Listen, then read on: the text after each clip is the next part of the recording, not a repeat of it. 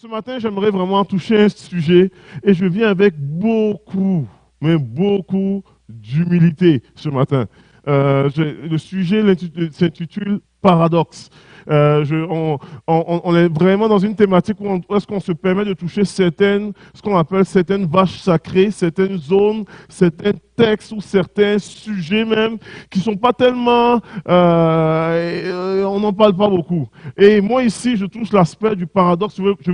Paradoxe, peut-être pour ceux qui ne savent pas c'est quoi, c'est vraiment en fait qu'on veut mettre en face sur vraiment, je veux mettre en face sur vraiment certains textes des Écritures, certaines portions des Écritures qui semblent paradoxales, qui ne semblent pas... j'ai fait une confession ce matin, là, qui semble normalement pas si claire que ça. Il y a des portions dans les Écritures, ma grande confession, c'est que même si je suis un grand amoureux de la parole de Dieu, même si j'aime la Bible et puis je lis, etc., tous les jours, je peux vous confesser que j'ai des pans et des portions de la Bible que ça fait des années que je ne l'ai pas visité. Est-ce que je suis seul là? Des années. J'ai déjà eu à faire un devoir, le devoir de lire la Bible en un an, où est-ce que tu te fais comme une espèce de devoir pour lire toute la Bible au complet. Mais moi, en 30 ans de foi, de vie chrétienne, je l'ai fait une seule fois. Parce qu'il y a des portions où est-ce que c'est un peu plus dur, qui sont un peu plus arides, comme on le dit. Il y a des textes où est-ce que, des textes des Écritures, où est-ce que tu lis et non seulement tu ne comprends pas, mais en plus de ça, ça ne semble pas coller tellement avec ce qu'on croit de Dieu. Puis,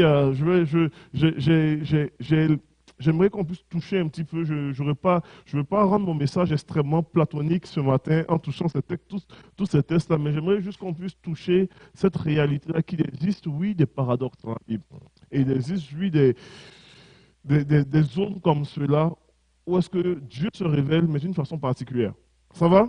Donc, on va regarder ensemble juste un texte qui est moins lourd que tout ce qu'on va voir, mais quand même qui montre un peu l'espèce de paradoxe qui peut exister. C'est dans le livre d'Apocalypse. Déjà, juste en disant Apocalypse, il y a certains qui disent, oh là là, ça part fort. Ne vous inquiétez pas, je ne parle pas des symboles, etc., tout ça. Mais dans l'Apocalypse, il y a un passage où est-ce que l'apôtre Jean, il a une vision, une espèce de vision. Et dans la vision en question, il voit 24 vieillards, il voit 4 êtres vivants. Je ne rentrerai pas dans les symboles ce matin, ne vous inquiétez pas. Donc restez avec moi. Donc il voit toutes ces choses-là. Et puis un des vieillards, normalement, et s'écrit normalement qui est digne d'ouvrir le livre de vie et de briser les sceaux, les 7 sceaux. Puis là, il dit, il y a dans le ciel, sur la terre, personne. Il regarde partout, il n'y a personne qui fut digne d'ouvrir le livre de vie et de briser les 7 sceaux. Et quand tu arrives dans Apocalypse chapitre 5, versets 5 à 6, Jean explique en disant qu'il s'est mis à pleurer. Et puis, il est complètement découragé de ce qu'il n'y a personne qui soit digne d'ouvrir le livre de vie. Puis, là, à un moment donné, l'un des vieillards me dit, ne pleure pas. Puis il dit, voici le lion de la tribu de Juda, le rejeton de David a vaincu pour ouvrir le livre et ses 7 sceaux. Moi, quand tu lis ça, on dit, il y a un lion, il y a un rejeton de David qui est roi, qui est digne d'ouvrir ça. Et dit, et je vis au milieu du trône et des 4 êtres vivants et au milieu des vieillards. Voyez-vous, il se retourne pour voir, c'est quel est ce fameux lion-là, quel est ce fameux roi qui est digne. Et puis il dit, je vis un agneau qui était là comme immolé. Là, juste les deux images extrêmement paradoxales. Je m'attends à voir une personne d'autorité qui est digne d'ouvrir le livre, mais je vois plutôt à la place un agneau.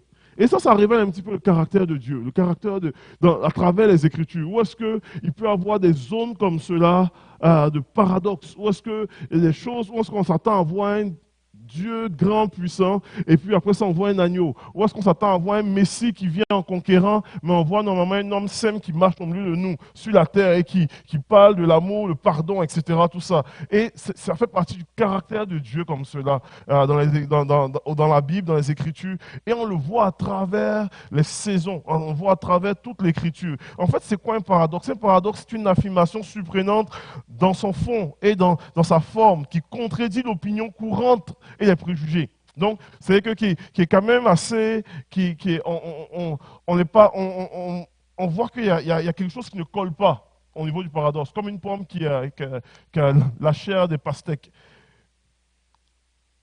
Et dans la Bible, il y a plusieurs thématiques paradoxales comme cela, comme par exemple la force dans la faiblesse. Comme le fait que l'apôtre Paul dit normalement, et puis il explique, c'est Dieu qui parle à Paul, et puis qui dit, alors que tu es faible, moi je suis fort en toi. Donc il y a quelque chose de paradoxal à être faible pour pouvoir expérimenter la force. Il y a quelque chose de paradoxal à mourir pour vivre. Il y a quelque chose d'extrêmement paradoxal de pouvoir être dernier pour devenir premier. Il y a quelque chose d'extrêmement paradoxal à l'idée de pouvoir être esclave pour devenir le plus grand. Ou de donner pour recevoir. Et chose très paradoxale, véritablement, quand on parle d'avoir de l'amour pour ses ennemis, pour des gens que tu n'aimes pas. Et je peux en citer comme cela. La Bible est écrite sous plusieurs thématiques extrêmement paradoxales. Ou est-ce que c'est faire le contraire pour vivre l'autre? Et notre Dieu a aussi placé des zones qui restent des paradoxes. Mais les paradoxes dans la Bible, je vous le dis, puis je partage ce matin, révèlent la cohérence de Dieu. En fait, et c'est ce que mathématiques vraiment va s'étendre sur 3 aspects. Les paradoxes, normalement, révèlent la cohérence de Dieu, mais révèlent aussi le cœur de Dieu. Et un choix pour toi aussi. Lorsqu'on regarde dans les différents paradoxes dans les Écritures, et lorsqu'on regarde au niveau de la cohérence de Dieu, si vous regardez dans l'Ancien Testament, puis on va être brutalement, si vous me permettez, on plonge dans le sujet, je vais être brutalement honnête sur certains textes. Je vous ai dit que j'ai des textes que je n'ai pas tripé de lire, même si je l'ai déjà lu et je le sais. Si vous lisez normalement dans l'Ancien Testament, Lévitique n'est pas le livre le plus agréable à lire. Peut-être pour certains, oui, mais pour la grande majorité, non. Et il y a plusieurs textes comme cela. Comme moi, ça fait longtemps que je n'ai pas lu tous les textes des petits prophètes, là, toutes les Naoum, Sophonie, tous ces textes-là, ou est-ce que c'est toutes des prophéties prophéties contre. Disons que ce n'est pas très édifiant pour moi quand je me réveille le matin pour méditer. Comprenez-vous? C'est vrai ça. Puis là, où est-ce qu'on est? Malheur à toi. C'est parce que tu veux entendre le matin quand tu veux lire la parole de Dieu. Comprenez-vous un petit peu? C'est vrai ça. Puis des fois, et je vais me permettre, je vais être très honnête encore.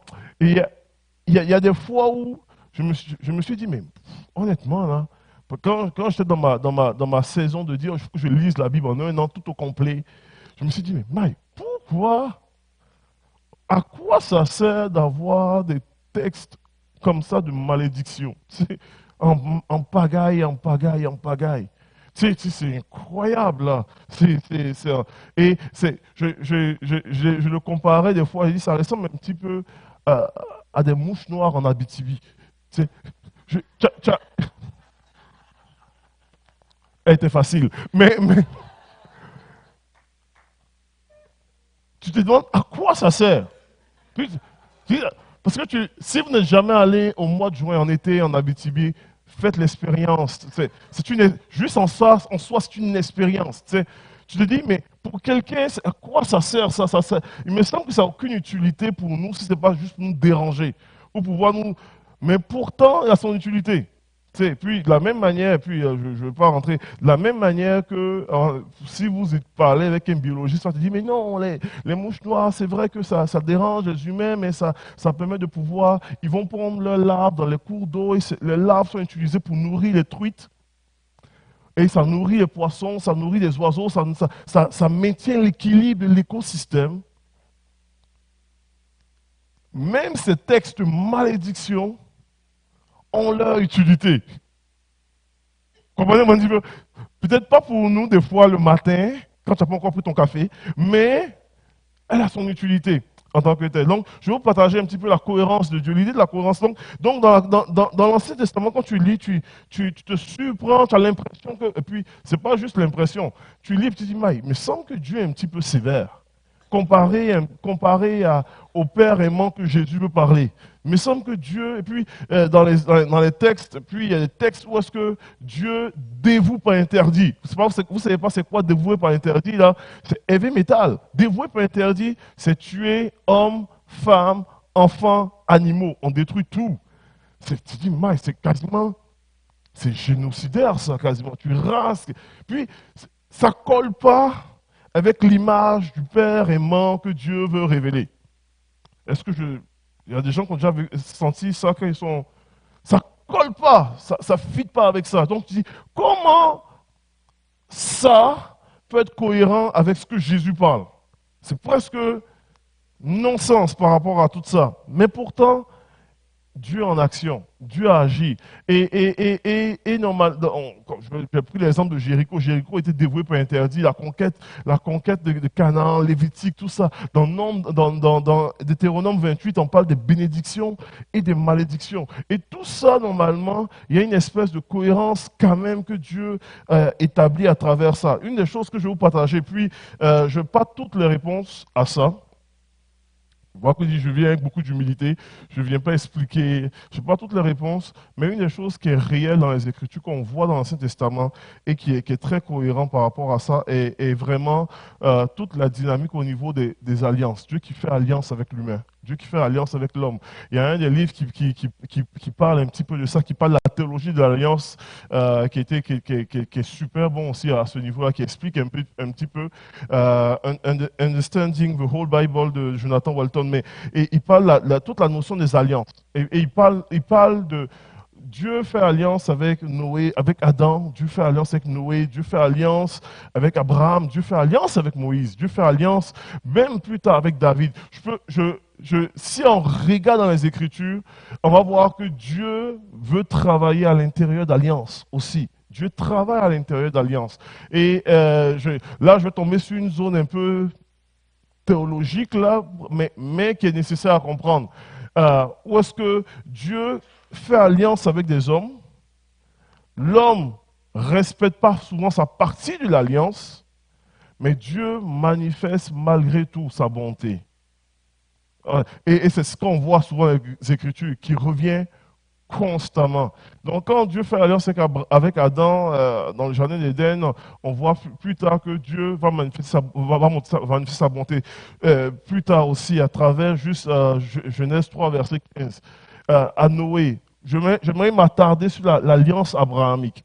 Quand je mets l'alliance abrahamique, c'est pas juste, il a fait l'alliance avec Abraham, mais il a fait aussi, l'alliance a découlé sur ses fils, donc Abraham, Isaac et Jacob. Quand il fait l'alliance avec Abraham, si vous lisez dans le texte en question au niveau de l'alliance que Dieu fait avec Abraham, c'est une alliance que Dieu s'engage à bénir Abraham. En fait, je ne vais pas vous perdre, mais je vais vous expliquer rapidement en 30 secondes un peu des choses. Abraham vient de la Mésopotamie, donc il est habitué à une façon de fonctionner. Il y a un code à ce moment, le code juridique là-bas s'appelle le code d'Hammurabi. Donc, comprenez très bien comment ça fonctionne. Et Dieu veut faire alliance avec un homme. Dieu se choisit un homme avec qui il fait alliance. Et une des pratiques pour pouvoir faire ce genre d'alliance, là, il fallait, souvent ce que les gens faisaient, ils lisaient le terme de l'alliance et ils prenaient un animal qu'ils coupaient en deux, qu'ils séparaient. Et quand ils séparaient l'animal, les deux personnes qui faisaient l'alliance se prenaient par la main et passaient au milieu de l'animal coupé. Et en disant que les dieux nous traitent de toute sa rigueur si on ne respecte pas les clauses de l'alliance. Et puis, en le faisant comme cela, ils s'engageaient tous les deux à pouvoir respecter l'alliance. C'est exactement, puis là je ne veux pas vous perdre, c'est exactement en fait, Dieu vient parler à un homme, vous comprenez que c'est une pratique qui n'est pas particulièrement biblique, mais Dieu parle à Abraham dans le langage qu'il peut comprendre.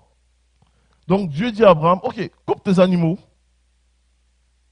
Puis, et puis, il s'engage avec Abraham. Puis, quand tu lis le texte en question, la Bible déclare, habituellement, les deux personnes passaient au milieu de l'alliance.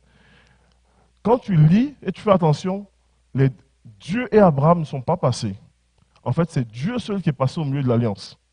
Donc, Dieu s'engage envers Abraham, indépendamment de ce que Abraham respectera ou pas. Vous comprenez un petit peu?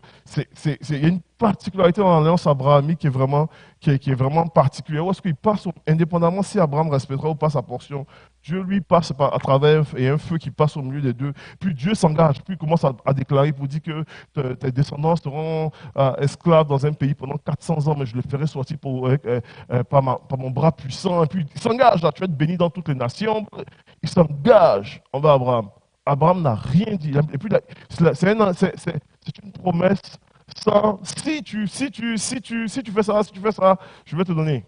Il dit, moi, je te ferai ça, je te bénirai. Point. Quand on arrive sur l'alliance avec Moïse, l'alliance mosaïque, qui est le principal alliance, même dans l'Ancien Testament, c'est une alliance vraiment conditionnelle. Si vous obéissez, si vous faites ceci, voici ce qui va arriver. Si vous n'obéissez pas, voici ce qui arrivera. Vous lirez Deutéronome 28, etc. Et c'est une alliance qui est assez particulière. Je ne veux pas rentrer trop dans les détails par rapport à cela, mais quand tu lis normalement Deutéronome 28, et puis tu as l'impression que les bénédictions sont beaucoup, mais les malédictions sont un peu plus nombreuses. Et quand tu lis Deutéronome 28, quand tu lis tout Deutéronome 28, tu es surpris de voir comment est-ce qu'au niveau des malédictions, tout est arrivé tranquillement au peuple d'Israël, jusqu'à la fin, jusqu'à l'exil, concrètement. Mais tout est arrivé de façon très, très, très cohérente là. Donc, on est surpris de la cohérence de Dieu. Et on est surpris aussi dans l'Ancien Testament que dans Lévitique c'est la loi. Mais le Lévitique, c'est un peu comme un code d'Hammurabi, c'est un code civil sur comment est-ce que la société, comment est-ce que le peuple d'Israël devait fonctionner. Donc, il y avait des lois concernant l'adoration à Dieu, mais tu avais toutes des règles d'hygiène, tu avais comment est-ce que tu peux traiter ta société, comment est-ce que tu peux traiter ton prochain, comment tu dois traiter l'étranger qui rentre dans tes portes, comment tu dois traiter l'esclave. Et puis, les gens ont utilisé des fois des textes comme cela pour justifier même l'esclavage, pour justifier la domination sur la femme, pour justifier... Vous comprenez, il y a plein de choses qui ont été justifiées, mais comprenez très bien que Dieu parle dans un langage pour que les gens, les hommes, puissent comprendre. Puis Jésus explique ça. Et Jésus explique ça, il explique ça juste avec l'idée même du divorce. Ces gens disent, mais Moïse nous a donné un texte pour dire, voici, on doit donner une lettre de divorce à une femme. Puis Jésus dit, hey, au commencement, ce n'était même pas ainsi. C'est que Dieu a permis ça, mais ce n'est pas l'idéal de Dieu. Je ne vous ai pas perdu? Ça va? Hey, je transpire en dedans de moi parce que je ne veux tellement pas rendre le message trop compliqué à comprendre là, mais j'espère que vous me suivez. Donc Dieu parle à l'intérieur normalement pour que l'homme soit capable de comprendre. Donc le peuple d'Israël qui sort d'Égypte, qui sont habitués à fonctionner avec certains codes juridiques, autant en Égypte, autant en Mésopotamie avec le code d'Hammurabi, Dieu amène une espèce de lévitique, une espèce de loi pour l'amener à vivre en société de façon cohérente. Et les textes sont quand même, pour l'heure, ils sont vraiment normalement assez durs sur certains points. Mais tous ces textes-là, ultimement, vont pointer à quelque chose de plus grand. L'apôtre Paul dit plus tard que c'est l'homme des choses à venir. Dieu est cohérent. Mais pour ce peuple-là, de cette époque-là, 1500 ans avant Jésus-Christ, ils avaient besoin de ça pour fonctionner. Donc, on ne peut pas, si je donne l'exercice aujourd'hui à tout le monde et dis, OK, faites l'exercice de respecter toute la loi avec exactitude, il n'y a personne ici qui serait capable. C'est les règles pour pouvoir se raser, pour pouvoir porter tel habit, telle affaire, on va tout capoter. Comprenez-vous un petit peu? Donc, il y a une cohérence, mais en même temps, il faut comprendre la cohérence dans tout le contexte dans lequel Dieu parle. Ça va? Donc, il y a véritablement, il y a cette cohérence-là qui est révélée. Et au milieu de tout ça, il y a un moment donné, puis dans Exode, à un moment donné, Moïse veut voir Dieu, littéralement. Puis Dieu va révéler, Dieu va se révéler. Puis il y a quelques années, cela, Philippe avait, alors qu'on abordait le sujet sur les noms de Dieu, il avait amené toute l'idée même du portrait, l'idée du portrait que Dieu peut montrer des fois. Et lorsque Moïse demande, est-ce que je veux voir ta face?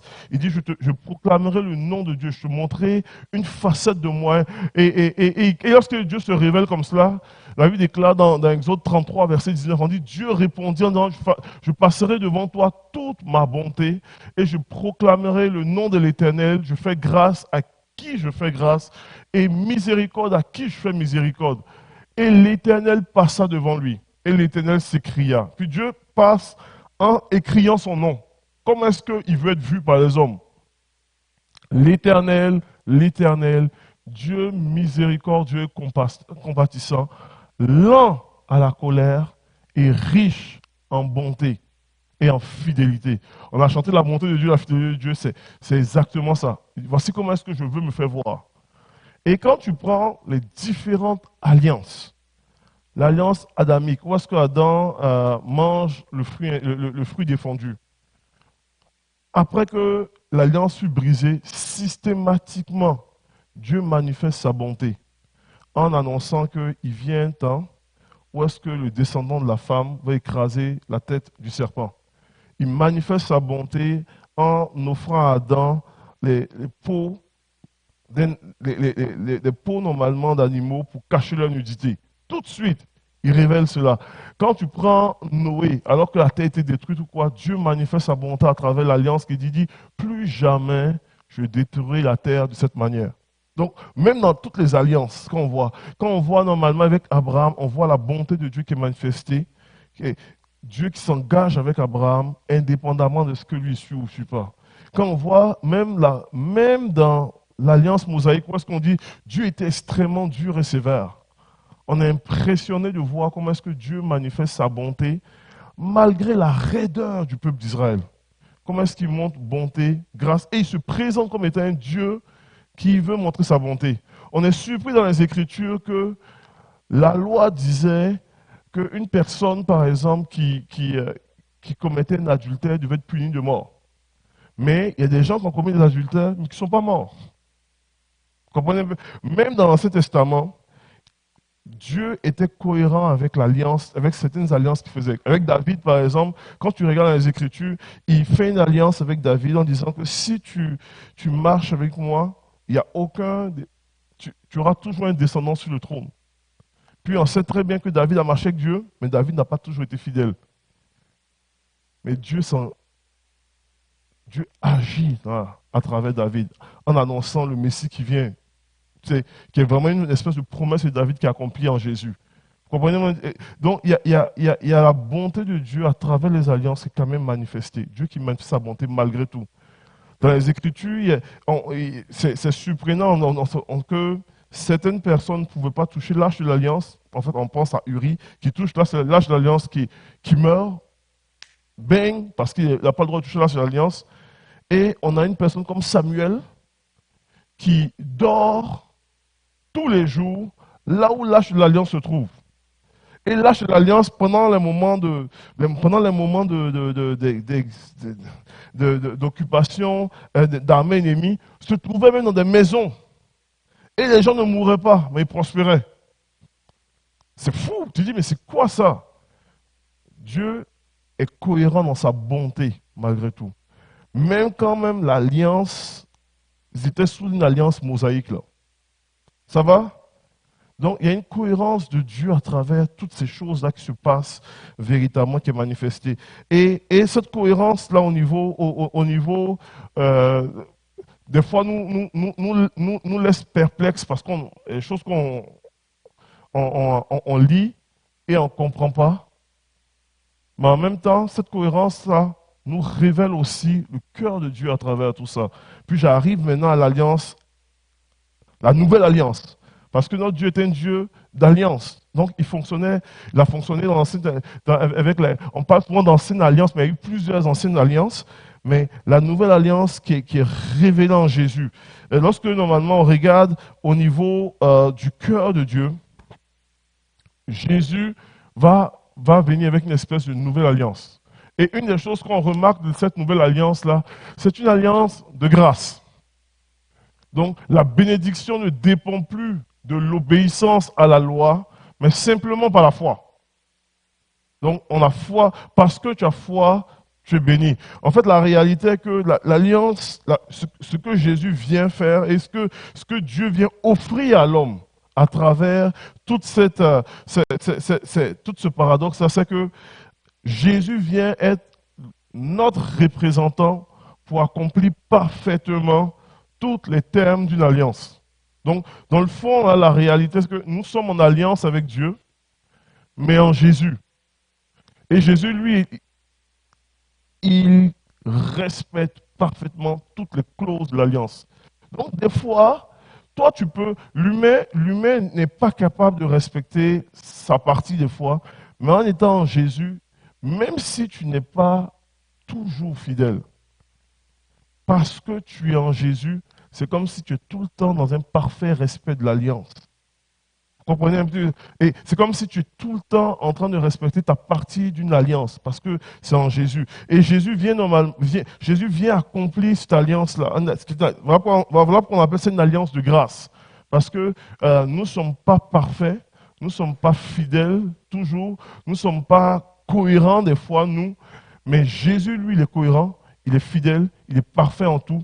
Et nous sommes en Christ. Et ça fait toute la différence. Donc, la réalité est que Jésus vient, en fait, et quand Jésus vient, il vient expliquer que Dieu n'a pas changé forcément. Sauf que dans l'Ancien Testament, les hommes ne le comprenaient pas plus profondément. Donc, les gens avaient vraiment une image de Dieu, d'un Dieu très lointain, d'un Dieu des fois sévère, etc. Puis Jésus vient révéler en fait pour dire, ce Dieu lointain, sévère, c'est vrai que vous avez eu cette image-là, mais il est aussi un Père qui est tendre, qui est aimant, en fait un Père qui est proche. Donc Jésus vient vient révéler plus profondément à l'humanité le cœur de ce Dieu-là que les gens ne connaissaient pas. En fait, Dieu reste immuable, Dieu ne change pas. Donc le Dieu qu'on lit dans l'Ancien Testament, il n'est pas bipolaire, il n'est pas, comprenez-vous un petit peu? Il n'est pas normalement, en fait Jésus dit non, il ne change pas, il est le même, c'est le même Dieu. Mais nous avons besoin d'une révélation progressive de lui. Nous le découvrons encore et encore. Donc, on a eu une première révélation du Père à travers l'Ancien Testament.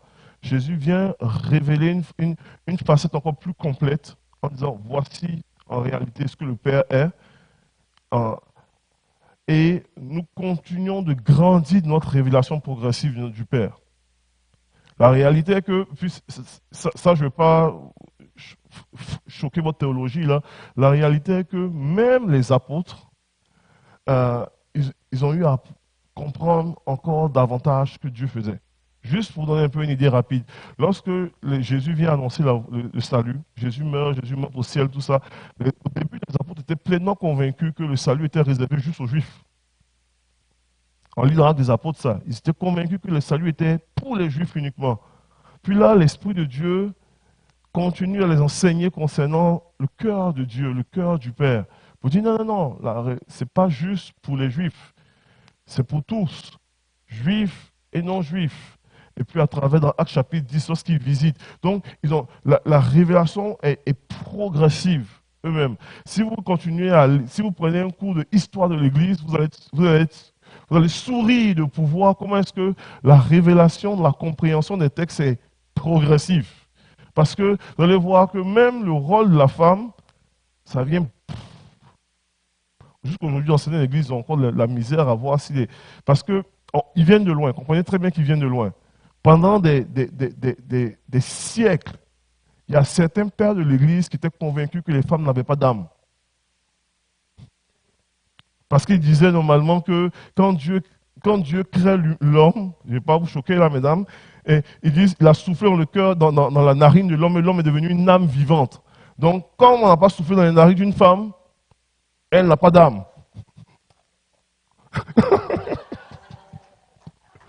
C'est- y a- Donc, c'était progressif ça, pour pouvoir amener la réflexion et dire, hey, attends une minute là.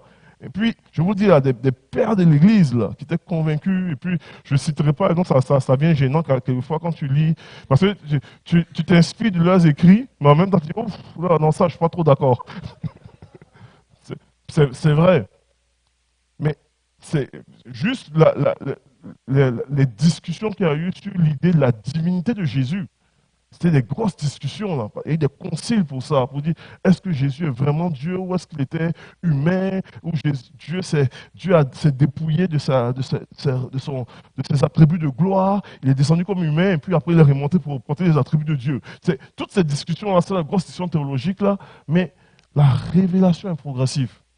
Et il faut avoir beaucoup d'humilité pour reconnaître que même encore en 2025, la révélation est progressive. Comprenez? Et Paul peut dire, comme dans 1 Corinthiens 13, nous connaissons en partie. Donc, même si je viens étaler mes grosses connaissances théologiques, je connais en partie, je suis très limité. Il y a des choses qui restent encore. J'ai encore des textes obscurs dans la Bible que je lis et dis, on tourne la page. Comme vous. Comme vous, si je tombe dans les 9 premiers chapitres de Chroniques, à moins que tu cherches un nom bizarre pour tes enfants, tu tournes vite la page. Parce que Abraham engendra, ça ne finit plus. Là. C'est normal ça. Mais tout ça révèle le cœur de Dieu. Sa bonté, sa grâce. Il a même à travers des alliances, des boucles d'alliances, il y a une constance au niveau de sa bonté qui est manifestée. Même à travers des boucles d'alliances, où est-ce qu'il s'est entendu clairement pour dire, OK, il y a sa bonté qui est manifestée. Et toutes ces alliances-là pointent vers l'ultime alliance avec Jésus. Où est-ce qu'il veut être en connexion avec l'homme, il veut être en relation avec l'homme, il veut être en alliance avec l'humanité pour manifester toute sa bonté. C'est ça son cœur. C'est véritablement ça son cœur. Il veut vraiment manifester toute sa bonté. Et la réalité au niveau des paradoxes va nous amener à l'idée même du choix. Voilà. Parce que lorsque tu es conscient de toute la bonté de Dieu, tu es conscient que Jésus, à la fin, est l'ultime paradoxe. L'ultime paradoxe même de la Bible. Comment on appelle là, j'aime souvent saisir, j'ai du mal à comprendre. Lorsque Jésus vient pour se faire baptiser, on va vivre le baptême dans quelques semaines là. Jésus vient, puis c'est son cousin Jean-Baptiste qui le baptise. Je ne suis pas digne d'être, etc. C'est toi qui devais me baptiser, on lit le récit. Quand il sort de l'eau, la Bible déclare que le ciel s'ouvre et une voix se fait entendre. Celui-ci est mon fils bien-aimé, en qui j'ai mis toute mon affection. C'est une déclaration solennelle du Père envers son Fils, qui est extraordinaire. Mais ce Fils bien-aimé, là, en qui il a mis toute son affection, 3 ans plus tard, allait mourir sur une croix, la façon la plus cruelle qui existait de son époque. Puis là, tu te dis, mais comment tu as mis toute ton affection en quelqu'un et tu le laisses mourir d'une façon aussi cruelle? Jésus est l'ultime paradoxe. Il est l'ultime paradoxe. Et tout ça, ça révèle la cohérence de Dieu dans tout ça. Là où est-ce que la justice de Dieu, puis là, je vois que mon temps est en train de filer là, et l'amour de Dieu se rencontrent. où est-ce que la justice de Dieu vis-à-vis du péché, vis-à-vis de toute la malédiction de la terre, et l'amour de Dieu prend tout son sens. L'amour de Dieu en ce sens que Dieu a tellement aimé l'humanité que Jésus est envoyé afin que toute la malédiction de l'humanité repose sur lui, afin qu'aujourd'hui nous ayons accès à sa grâce, à une nouvelle alliance. Où est-ce que ça ne dépendra, où est-ce que Dieu s'engage envers nous, indépendamment de notre, est-ce qu'on va être fidèle ou pas, mais simplement sur la base de notre foi en Jésus. Ça prend tout son sens. Jésus est l'ultime paradoxe. Où est-ce qu'on voit tout ça? Et avec raison, il dit normalement, c'est dans Éphésiens, il dit, c'est par la grâce que vous êtes sauvés, par le moyen de la foi. C'est une question de grâce, par le moyen de la foi. Il dit, cela ne vient pas de vous. Ce n'est pas parce que vous avez roché, vous dites, ben moi je vais respecter toute la loi. Il dit, c'est le don de Dieu. C'est Dieu qui vous a fait un don, c'est un cadeau. Dieu prouve son amour envers nous lorsque nous étions encore pécheurs, Christ est mort pour nous. Christ est mort pour nous. Et il dit, j'aime l'apôtre Paul qui dit, nous prêchons Christ. Nous prêchons cet ultime paradoxe qui est littéralement un scandale pour les Juifs. Et c'est une folie pour les non-Juifs, pour les païens. Et quand tu regardes Christ, c'est un paradoxe en soi. Un paradoxe alors qu'il est à la fois si bien aimé, avec toute l'affection, mais en même temps qu'il meurt de façon si cruelle. Littéralement. Ça révèle le caractère de Dieu. Mais la justice, l'amour de Dieu qui est manifesté, la miséricorde de Dieu. Et ça nous amène, nous, à un choix. Un choix de pouvoir embrasser, puis j'ai invité le piano à venir, un choix de pouvoir embrasser cette alliance-là qui nous est offerte. On a indiqué que Jésus et Dieu, normalement, travaillent à l'intérieur d'alliance. Et la Bible nous mentionne que nous sommes dans cette alliance-là. Pour tous ceux qui ont placé leur foi en Jésus, on vient embrasser une nouvelle alliance. Une nouvelle alliance en lui, d'une façon extraordinaire. On vient embrasser cette alliance-là qui fait complètement toute la différence. Ça nous amène normalement à pouvoir être conscient de la bonté de Dieu, même dans toutes les zones obscures. Être conscient de la bonté de Dieu, même dans tout ce qui est les boucles à travers les saisons des Écritures, tout ça. Ça nous amène à être conscient de cela, mais ça nous amène à un choix de dire, Père, on veut embrasser cette alliance-là. On veut embrasser la nouvelle alliance en toi, mais on veut laisser ta révélation grandir en nous, dans la compréhension de qui tu es. Et on veut laisser ton esprit nous enseigner davantage qui tu es. On veut laisser ton esprit nous révéler davantage qui tu es, dans toute ta bonté, dans toute ta fidélité, dans toute ta grâce. Est-ce qu'il va y avoir encore des choses qu'on ne comprendra pas? Ben oui, absolument. J'aime des fois citer un des pères de l'Église qui s'appelle Anselme, qui disait « Je ne cherche pas à comprendre pour croire, mais je crois afin de comprendre. » Et c'est une vérité, ça.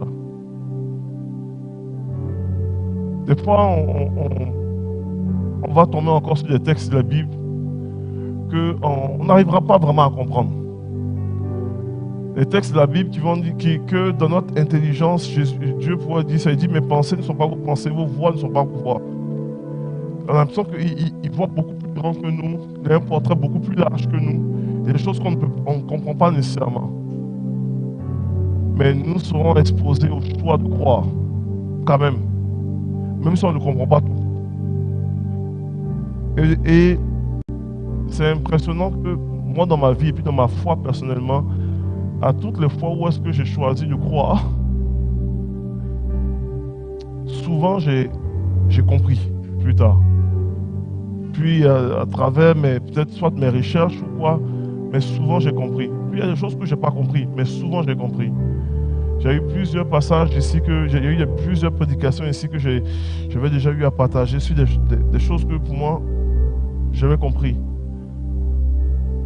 Des choses qui étaient au-dessus que dans ma compréhension, que semblait complètement plus grand, mais Dieu se révèle comme cela, de façon progressive. Et ce matin, je veux vraiment terminer avec juste cet appel-là. L'appel du choix. Quand je préparais le message, tout ça, je préparais plus mon message, j'étais dérangé dans au moment de vulnérabilité. Je disais, ah, ça c'est un message que ce serait plutôt bon dans une étude biblique un soir, un mercredi, là je creuse et puis on va lire dans les Écritures et puis on va creuser, on va aller chercher tous les textes de l'Ancien Testament, le crunchy, et puis on va aborder les sujets crunchy. Et puis je préparais comme cela. Puis je ressentais dans mon esprit cette pensée-là. Puis je ne veux pas quitter ici sans partager. Je parlais du paradoxe. J'ai dit Jésus est l'ultime paradoxe, tout ça. Et puis, à un moment donné, j'ai eu la pensée qui m'a traversé mon esprit. Ouais, qu'il y a des personnes qui vont venir ce matin. Je ne sais pas qui était pour être là. Mais que dans leur propre vie, ils vivent des moments de paradoxe. Des moments de paradoxe. Où est-ce que ils s'attendaient, ils avaient une espèce d'attente vis-à-vis de Dieu.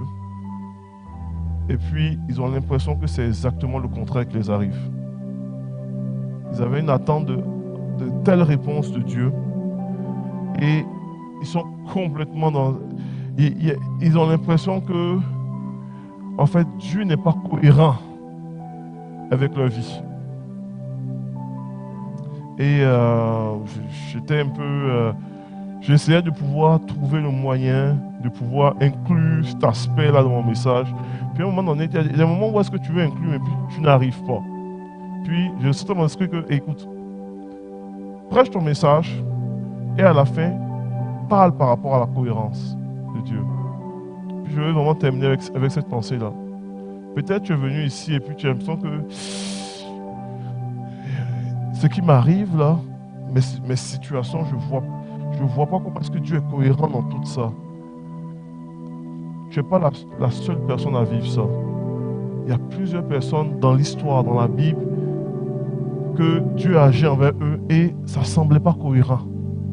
Quand Dieu appelle Abraham à quitter sa famille, son pays, vers un pays qu'il lui montrait, ça ne semblait pas cohérent. Mais pourtant, Dieu savait où est-ce qu'il allait. Quand Dieu appelle Philippe en Samarie, alors qu'il y a un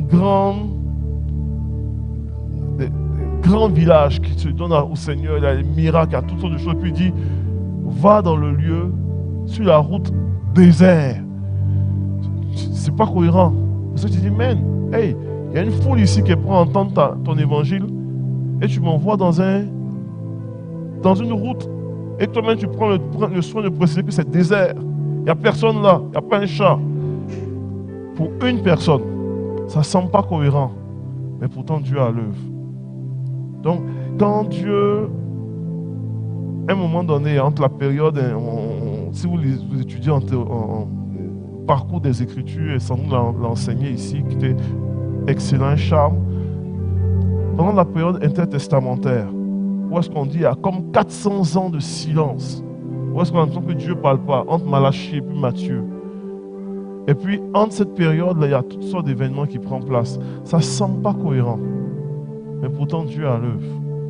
Pourtant, Dieu a l'œuvre. Et puis, si j'avais le temps, j'aurais partagé un petit peu comment est-ce qu'à travers les différents empires, comment est-ce qu'on impose la langue grecque comme étant langue commune à travers l'empire, les empires. Et puis, ça devient la langue de commerce. Et puis, même l'Ancien Testament est traduit en 70. Et comment est-ce que toutes ces choses-là qui prennent place dans l'histoire devient la mise en place du Nouveau Testament.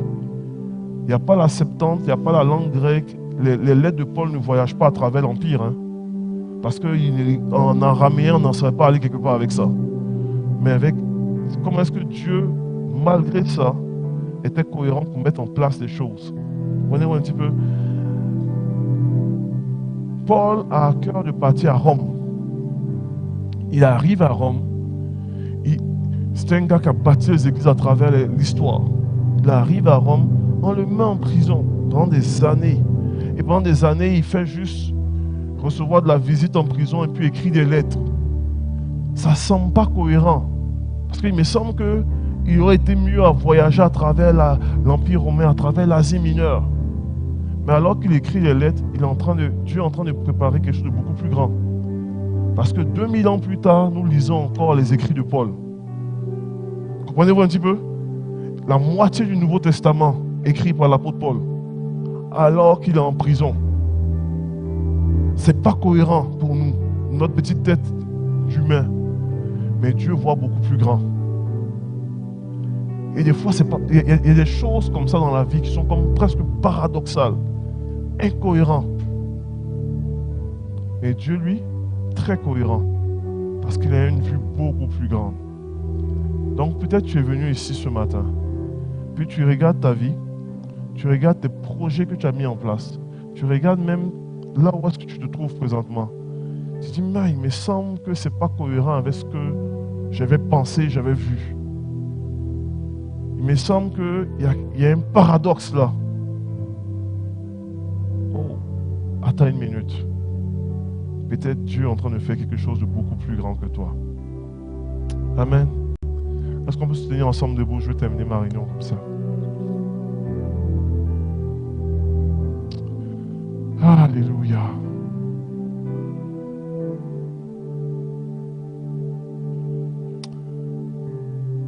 Père, tu es un Dieu complètement extraordinaire. Et on vient avec simplicité, mais avec humilité devant toi. On reconnaît qu'il y a des fois des choses nous semblent paradoxales, presque difficiles à comprendre, presque incohérents. J'aurais tellement aimé peut-être amener d'autres aspects. Le temps manque, mais toi, Seigneur, je crois que tu as l'œuvre dans le cœur et dans les vies de plusieurs. Tu es en action et ta révélation est progressive. Je prie que tu puisses toucher le cœur des personnes, tu puisses toucher nos cœurs et nos vies, dans le nom de Jésus. Que tu amènes même la cohérence là où est-ce qu'on a l'impression que tu es incohérent. Tu amènes révélation, Seigneur Dieu. Qu'on puisse découvrir encore plus ton cœur, Jésus. Et alors que tu nous exposes à un choix, qu'on puisse, Seigneur Dieu, te faire confiance par la foi, au nom puissant de Jésus.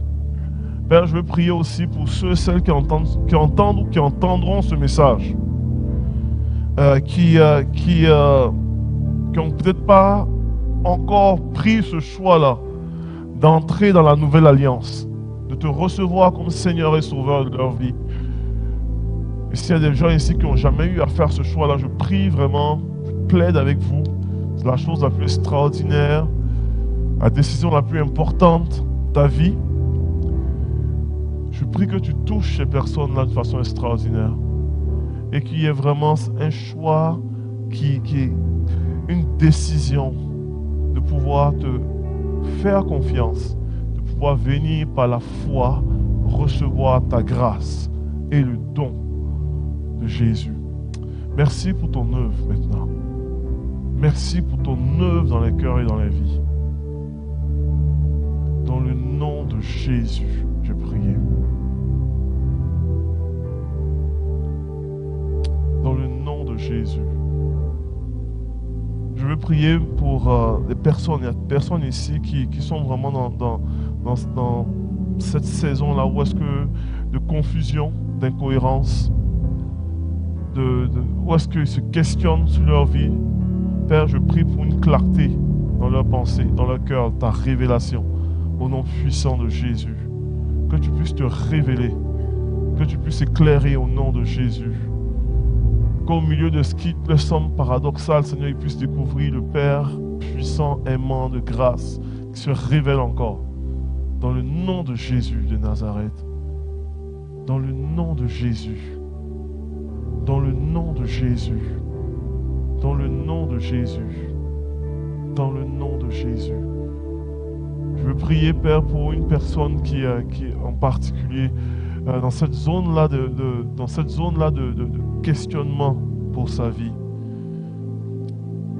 qui se questionne même par rapport à certaines décisions même au niveau de relations dans sa famille. Je prie que tu puisses te révéler, que tu puisses toucher son cœur, sa vie, dans le nom de Jésus. Je prie pour des personnes qui sont en face de direction dans leur projet. Révèle-toi au nom de Jésus. Dans le nom de Jésus. Merci pour ton esprit et ta parole qui fait du bien encore. Que la gloire te revienne. Dans le puissant nom de Jésus, j'ai prié. Amen.